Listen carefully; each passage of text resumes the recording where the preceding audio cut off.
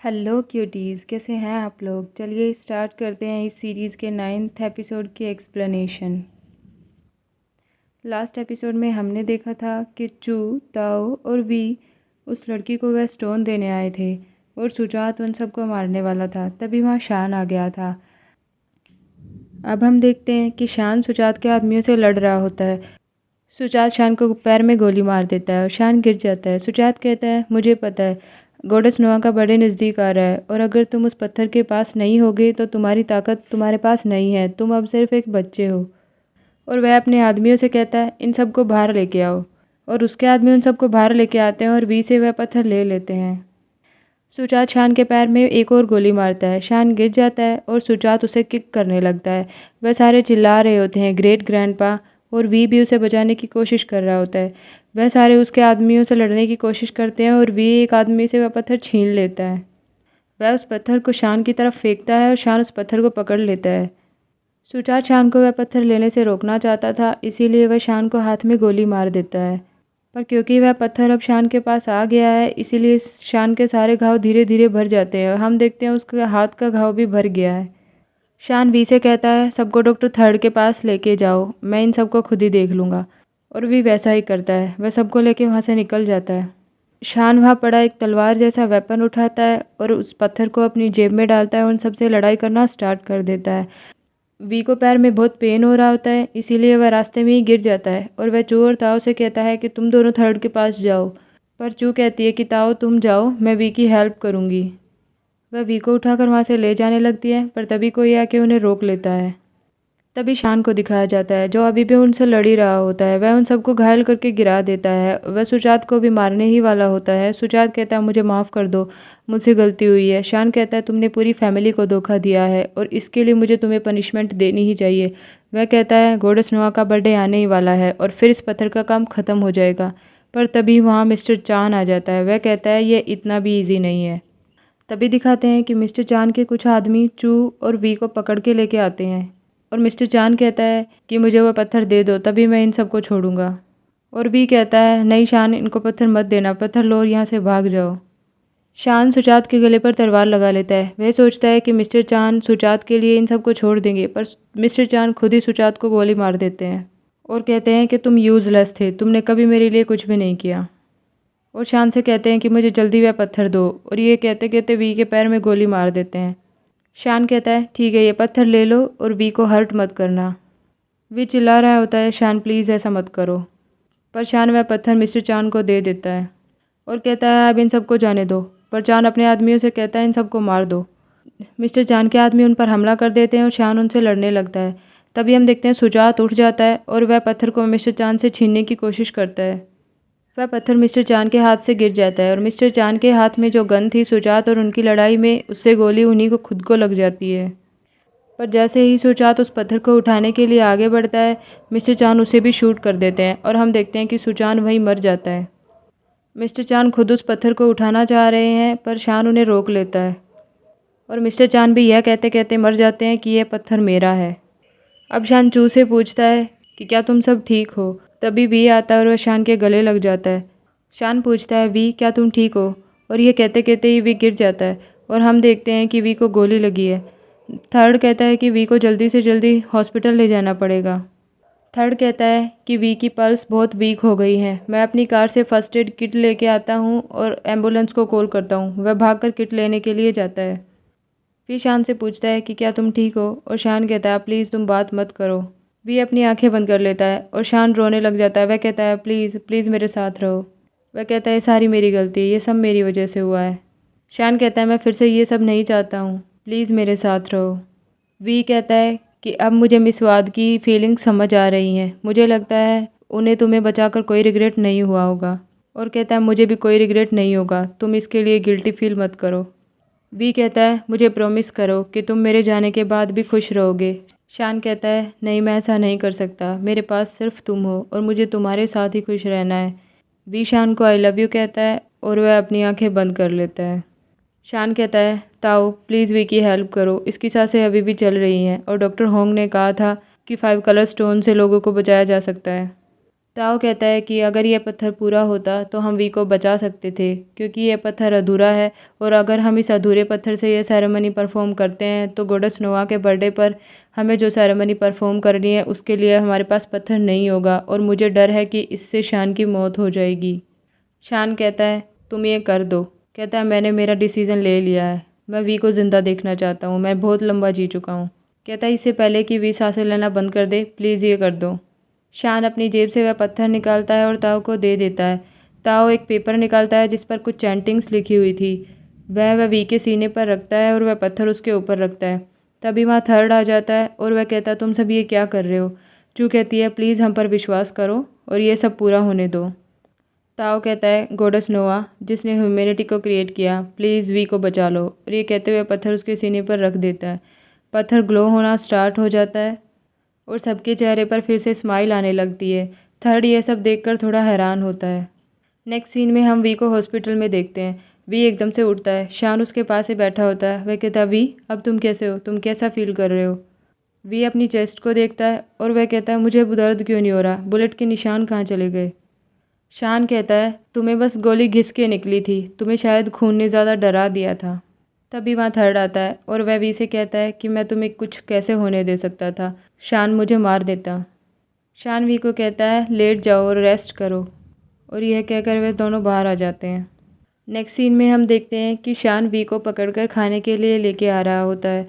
We कहता है कि मैं अब ठीक हूँ, तुम्हें मुझे सहारा देने की ज़रूरत नहीं है। पर शान कहता है नहीं, मैं अब तुम्हें और कुछ नहीं होने दे सकता। चू और शान दोनों ही वी को सर्व करने लगते हैं और कहते हैं बहुत सारा खाना खाओ ताकि तुम जल्दी ठीक हो जाओ। तभी शान को अचानक से पेन होना स्टार्ट हो जाता है और सारे बहुत दुखी लग रहे होते हैं। वी पूछता है शान तुम्हें क्या हुआ, तुम ठीक तो हो ना। और चू कहती है कि शायद ये तुम्हारे साथ हॉस्पिटल में थे और अच्छे से सो और खा नहीं पाए, इसीलिए ऐसा हो रहा है। सबके एक्सप्रेशन से पता चल रहा है कि जैसे ये लोग कुछ छिपाने की कोशिश कर रहे हैं। तभी रात और जियोंग उठते हैं और कहते हैं कि खाना ठंडा हो गया है, हम गर्म करके ले आते हैं।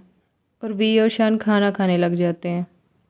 नेक्स्ट सीन में हम वी को उसके रूम में देखते हैं, जो कि मिरर के सामने खड़ा होता है और सोच रहा होता है कि उसको बुलेट तो लगी थी पर निशान क्यों नहीं है।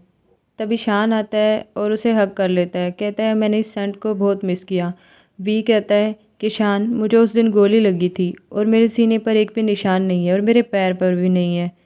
शान कहता है क्योंकि तुम 2 दिन से बेहोश थे, डॉक्टर थर्ड ने तुम्हारे सारे घाव ठीक कर दिए हैं। वी कहता है पर फिर भी थोड़े बहुत निशान तो बचने चाहिए थे। और शान कहता है मुझे नहीं पता कैसे, पर डॉक्टर थर्ड ने इन्हें ठीक कर दिया। कहता है अगर मैं डॉक्टर थर्ड से फिर मिलूँगा तो मैं उसे पूछूंगा। वी अपने कपड़े चेंज करने जाने लगता है और तभी एकदम से शान को खांसी होती है और उसके मुंह से ब्लड आता है। वी कहता है कि शान तुम ठीक तो हो, तुम्हें क्या हुआ है। शान कहता है कि मुझे कुछ भी नहीं हुआ, मैं बिल्कुल ठीक हूँ। मुझे लगता है वो तुम्हें ऐसे देखकर मेरा ब्लड पंप कर रहा है। वी कहता है मजाक करना बंद करो और शान वी को गले लगा लेता है। कहता है आई लव यू और वी भी उसे कहता है I love you too. Next scene में हम देखते हैं कि चू और ताऊ ने बहुत सारी पुरानी बुक्स को मेज पर डाल रखा है और वह उन बुक्स से कुछ ढूंढने की कोशिश कर रहे हैं। चू पूछती है कि ताऊ क्या तुम्हें कुछ मिला।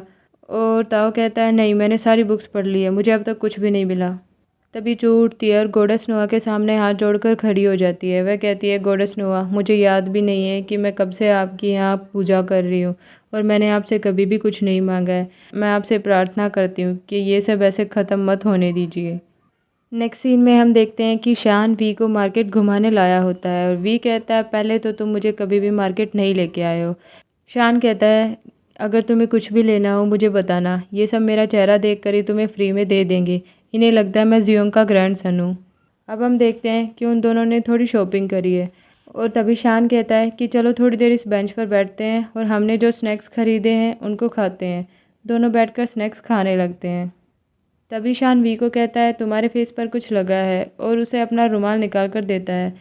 वी उस रुमाल से अपना फेस साफ करने लगता है और देखता है कि रुमाल में एक रिंग है और वह कहता है यह क्या है। शान कहता है मैरिज प्रपोजल। वी खड़ा हो जाता है। शान कहता है वी क्या हुआ। और वी कहता है प्रपोजल के लिए मुझे खड़ा होना चाहिए।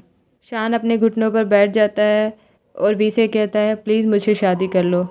वी कहता है पर हम पहले ही मैरिड हैं। शान कहता है नहीं, वो अलग बात थी, तब हमने सिर्फ बैड लक को अंडू करने के लिए शादी करी थी, पर अब मैं चाहता हूँ कि एक अच्छी शादी हो और हम सारी सेरेमनी करें, और मैं जियोंग को कहूँगा कि वह पूरी मार्केट को इनवाइट करे।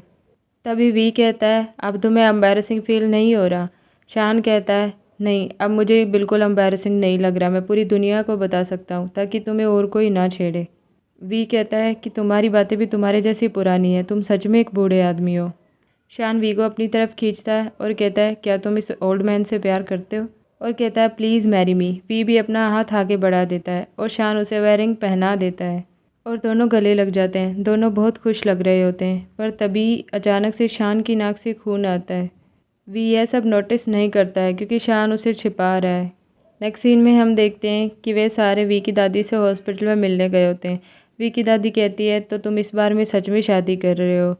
और वी कहता है, हाँ, और ये बैड लक को अंडू करने के लिए नहीं है, इस बार असली वाली शादी है। शान कहता है कि मेरे कोई पूर्वज तो नहीं है, इसीलिए मैं मेरे डिसेंडेंट्स को लेकर आया हूँ फॉर्मल तरीके से वी का हाथ मांगने के लिए। जियोंग मजाक करते हुए कहता है कि जहाँ तक डावरी का सवाल है, आप हमें बता सकते हैं आपको क्या चाहिए, हमारी फैमिली काफ़ी रिच है। रात कहती है, अगर आपको बड़ी शादी चाहिए तो आप हमें प्लीज़ बता देना, हम एक चाइनीज़ बुके रखते हैं, 100-200 आदमियों को बुलाते हैं। पर उसकी दादी कहती है, मेरी एक ही रिक्वेस्ट है, प्लीज़ वी का ध्यान रखना। कहती है, मुझे जाने के बाद यह सोचकर तसल्ली मिलेगी कि मेरे जाने के बाद कोई है वी का ध्यान रखने के लिए। और शान वी की दादी का हाथ पकड़ता है और उसे कहता है कि मैं आपसे प्रॉमिस करता हूँ कि मैं अपनी आखिरी सांस तक वी को खुश रखूँगा और उसका ध्यान रखूँगा। नेक्स्ट सीन में हम देखते हैं कि रात और जियोंग मिलकर शादी का सामान तैयार कर रहे होते हैं। तभी जियोंग रात से कहता है कि तुम्हारा काम अभी तक ख़त्म नहीं हुआ, और वह देखता है कि रात रो रही है। जियोंग कहता है कि शादी के शगुन पर रोना अच्छी बात नहीं है, ये बैड लक है। रात कहती है, पर डैड, मैं दुखी हूँ, मुझे ग्रैंडपा के लिए बुरा लग रहा है। वह 100 सालों से जिस दिन का इंतज़ार कर रहे थे, उस दिन उन्हें बहुत खुश होना चाहिए था, ये सब ऐसे क्यों हो रहा है? तभी वहाँ वी आ जाता है और वह कहता है, आंटी रात, क्या हुआ, आप ठीक तो है ना? और जियोंग कहता है, नहीं, उसे बस धूल से एलर्जी है। रात कहती है कि वी, मैं ठीक हूँ, तुम यहाँ किस लिए आए थे? वी कहता है, मैं बस आपकी हेल्प करने आया था। जियोंग कहता है, नहीं नहीं, हमें हेल्प की ज़रूरत नहीं है, हम खुद ही कर लेंगे। कहता है कि अगर ग्रैंडपा को पता चल गया हम तुमसे काम करा रहे हैं तो वो तो मुझे मार ही डालेंगे। कहता है, तुम्हें आराम करना चाहिए, अपनी एनर्जी सेव करो। वी कहता है, यू श्योर? और वो कहते हैं, हाँ बिल्कुल, और वी चला जाता है। उसके जाते ही जियोंग रात को कहता है कि हम पकड़े ही गए थे, अब रोना बंद करो। और हम देखते हैं कि वी ने उनकी बातें सुन ली हैं। नेक्स्ट सीन में हम देखते हैं कि वी चू से पूछता है कि चू, मुझे कुछ गड़बड़ लग रही है, तुम मुझसे कुछ छिपा तो नहीं रही हो? चू कहती है, नहीं, ऐसी कोई भी बात नहीं है। वी कहता है, मैंने आज आंटी रात को रोते हुए देखा। चू कहती है, कोई बात नहीं है, तुम्हें पता है ना, मेरी मोम बहुत जल्दी रोने लगती है, वह तो टीवी सीरियल देखकर भी रोने लगती है। वी कहता है, सच में कोई बात नहीं है ना? और वह कहती है, हाँ बिल्कुल। कहती है, तुम रिलैक्स रहो, तुम्हें अपनी शादी में हैंडसम दिखना है, और ये कहकर वहाँ से चली जाती है। पर वी के एक्सप्रेशन से हमें पता चल रहा है कि उसे अभी भी कुछ गड़बड़ लग रही है। नेक्स्ट सीन में हम देखते हैं कि शान और वी उनके रूम में सो रहे होते हैं। तभी वी को एक सपना आता है, वह अपने आप को गॉडेस नोआ के मंदिर में देखता है। वह गॉडेस नोआ से हाथ जोड़कर कहता है कि प्लीज़ हमें अगले 100 सालों तक साथ रहने दो। और तभी वह वहाँ शान को देखता है। वह शान की तरफ भागता है, पर शान उससे और दूर जा रहा होता है। वह शान की तरफ भाग रहा है और शान उससे दूर ही जा रहा है। वह कहता है, शान तुम कहाँ जा रहे हो? शान उसे कोई रिप्लाई नहीं करता और पीछे मुड़कर जाने लगता है। वी चिल्लाए जा रहा है, शान शान, और अचानक से वह घबरा कर उठ जाता है। वह उठता है और देखता है शान उसके पास नहीं है। वी शान को घर में हर जगह ढूंढने लगता है। वह भागकर नीचे आता है, तभी उसे एक रूम में शान मिल जाता है। वह शान से कहता है, शान तुम कहाँ थे? वह डर गया था। शान कहता है, काम डाउन, मैं तो बस नीचे पानी पीने आया था। वी कहता है, मुझे एक सपना आया, उस सपने में मुझे दिखा कि तुम मुझे छोड़कर चले गए हो।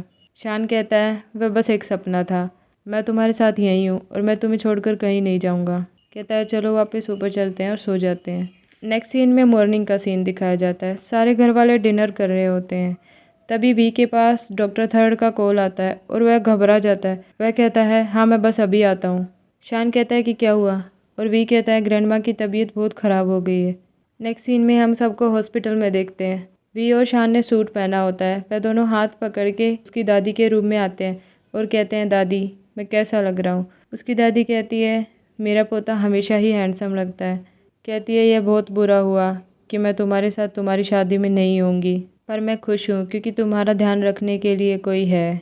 वह दोनों का हाथ पकड़ती है और कहती है, वी मुझे प्रॉमिस करो, चाहे कुछ भी हो जाए दोनों कभी एक दूसरे का साथ मत छोड़ना।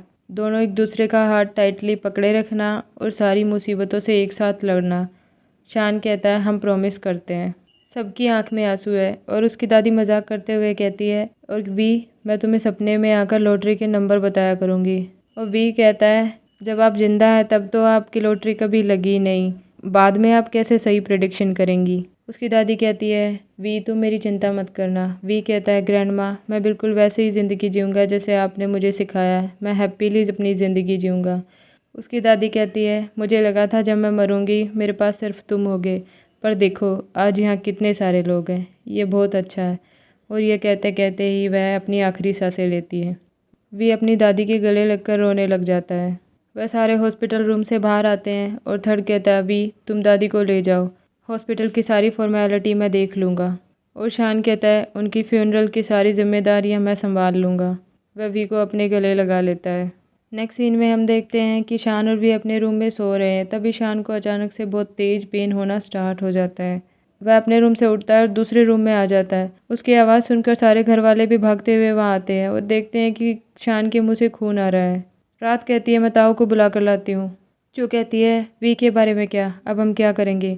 शान कहता है, चू शांत, हम वी को ये सब पता चलने नहीं दे सकते। तभी रात आती है और वह कहती है, डॉक्टर ताऊ फ़ोन नहीं उठा रहे। अब वी को दिखाया जाता है जो सो रहा है और उसे फिर से वही सपना आता है कि शान उसे छोड़कर जा रहा है। नेक्स्ट मॉर्निंग का सीन दिखाया जाता है। राज, जियोंग और चू खाने की टेबल पर बैठे होते हैं। वी आता है और कहता है, शान कहाँ है। जियोंग कहता है, वो चले गए। वी कहता है, कहाँ चले गए। रात और जियोंग कहते हैं कि वे मंदिर गए हैं। वी चू से पूछने लगता है। वह कहता है, प्लीज़ मुझे बताओ कि शान कहाँ गया है। वह कहता है, मुझे पता है तुम लोग मुझसे कुछ छिपा रहे हो। चू कहती है, शांत हो जाओ। रात रोने लगती है। वी कहता है, कुछ तो गलत है, तुम लोग मुझे बता नहीं रहे हो। वी कहता है, मैंने मेरी ग्रैंड माँ से प्रॉमिस किया है कि मैं शान का हाथ कभी नहीं छोड़ूंगा, प्लीज़ मुझे बताओ कि वह कहाँ है। कहता है, ठीक है, तुम लोग मुझे कुछ नहीं बताओगे, मैं खुद ही पता कर लूँगा। और वहाँ से चला जाता है। वह गोरस नोआ के मंदिर में जाता है और ताओ को हर जगह ढूंढने लगता है। वह एक खिड़की से मंदिर में देखता है और तभी अचानक से मंदिर की लाइटें ऑफ हो जाती हैं और उसे अपना वही सपना याद आता है। नेक्स्ट सीन में हम शान को देखते हैं जिसका थर्ड इलाज कर रहा होता है। वह कहता है, मैंने तुम्हें कुछ पेन किलर्स दे दिए हैं। शान कहता है, पास्ट लाइफ में तुम इस वाद की मौत का कारण बने थे, मुझे नहीं लगा था कि मैं तुम्हें कभी थैंक यू भी कहूँगा। थर्ड कहता है कि कोई बात नहीं, मैं एक डॉक्टर हूँ और मेरा काम है पेशेंट्स का इलाज करना, चाहे वह मुझसे नफरत ही क्यों ना करते हों। ताओ कहता है कि शानवी के बारे में क्या करना है। शान कहता है, मैंने डिसाइड कर लिया है, उसे सब कुछ मेरे जाने के बाद ही बताना, मैं नहीं चाहता वो खुद को ब्लेम करे। थर्ड कहता है, मुझे लगता है वी को यह सब जानने का हक है। थर्ड कहता है, मुझे लगता है वी को यह सब जानने का हक है। शान कहता है, मैं उसे सफ़र करते हुए नहीं देखना चाहता, मैं नहीं चाहता वह मुझे मरते हुए देखे, मैं चाहता हूँ कि वी मेरे बारे में हैप्पी मेमोरीज ही याद रखे। थर्ड कहता है, तुम कायर हो, क्या तुमने कभी इन सारी चीज़ों को फेस करने की नहीं सोची। कहता है, तुम दोनों ही सेल्फिश और कायर हो। कहता है, तुमने कभी सोचा है जब उसे पता चलेगा तो उसका क्या होगा। कहता है, उसे भी उसके लवर को गुड बाय कहने का हक है। शान कहता है, ये तुम्हारा ओपिनियन है, पर मुझे लगता है उसे ना बताना ही बेस्ट ऑप्शन है। तभी उसे खांसी आती है और फिर से उसके मुंह से बहुत सारा ब्लड आता है और वह देखता है कि उसके सारे घाव फिर से अपीयर हो रहे हैं। और यह एपिसोड यहीं ख़त्म हो जाता है। चलिए मिलते हैं नेक्स्ट एपिसोड की एक्सप्लेनेशन के साथ।